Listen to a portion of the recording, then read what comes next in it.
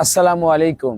আমি বারবার এই মুন্সিগঞ্জ ৩ আসনের সমস্ত ভোটার এবং এইখানকার যারা মানুষ, যারা এই মুন্সিগঞ্জকে হৃদয়ে ধারণ করে, আমি তাদের কাছে বারবার আমি কথা বলেছি। আমার প্রতিশ্রুতির কথা, আমার ধানের শীষের বার্তা নিয়ে আমি সবাইকে ধানের শীষের পক্ষে গণরায় দেওয়ার জন্য আমি আবেদন জানিয়েছি। আর মাত্র 2 দিন বাকি। আমি ইতিমধ্যেই আমার যে প্রতিশ্রুত যতগুলো কথা মুন্সিগঞ্জকে নিয়ে আমি কিভাবে ভাবছি, আমার ভাবনাটা এটাই হবে যেটা মানুষ ভাবছে। দীর্ঘদিন যেটা বঞ্চনা, যা হয়নি, ইনশাল্লাহ জাতীয়তাবাদী দল যদি সরকার গঠন করে এবং আমাকে যদি আল্লাহ তাআলা এই মানুষগুলোর প্রত্যক্ষ ভোটে যদি আমাকে নির্বাচিত করে, আমি মানুষের প্রত্যাশা এবং আমার যে একটা অদম্য একটা ইচ্ছা এবং তা পূরণের জন্য সামগ্রিকভাবে আমার নিজেকে যে আত্মনিয়োগ করব, এই প্রত্যাশা আমি পুনর্ব্যক্ত করছি।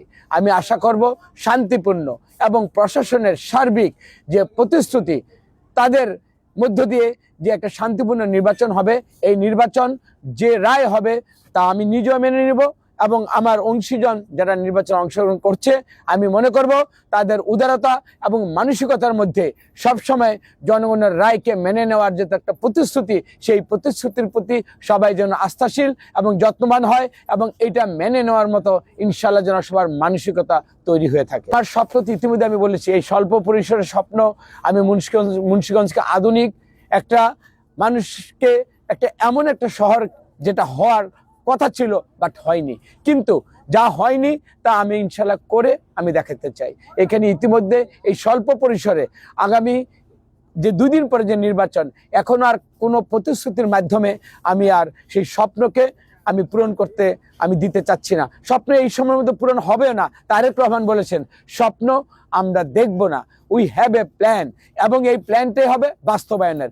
আমাদের প্রতি চোখ রাখুন, আস্থা রাখুন এবং আমাদেরকে বিশ্বাস করুন, আমাকে বিশ্বাস করুন। আমার প্রতিশ্রুতিকে একটা মানুষ এবং মানবতার একজন মানুষ হিসাবে এবং মানুষকে দায়িত্বশীল, এবং আমি বলতে চাই মানুষ যা চায় আমার ভাবনার মধ্যে সেইগুলোই থাকবে, এবং আমি আমার জীবনের রাজনীতির এই অংশের যতটুকু মানুষের জন্য করার, আমি ইনশাল্লাহ সর্বতভাবে সেটা সততার সহিত আমার ইন্টিগ্রিটি দিয়ে এবং মানুষের যা প্রত্যাশিত, এই প্রত্যাশা নিশ্চয় ইনশাল্লাহ আমার কাজের মধ্যে দিয়ে ইনশাল্লাহ সেটা প্রমাণ হবে।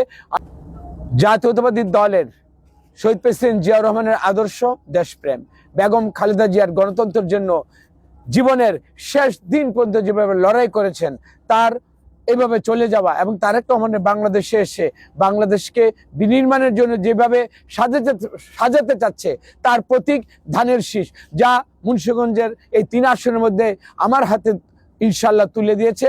আমি এটাকে পবিত্র রাখবো।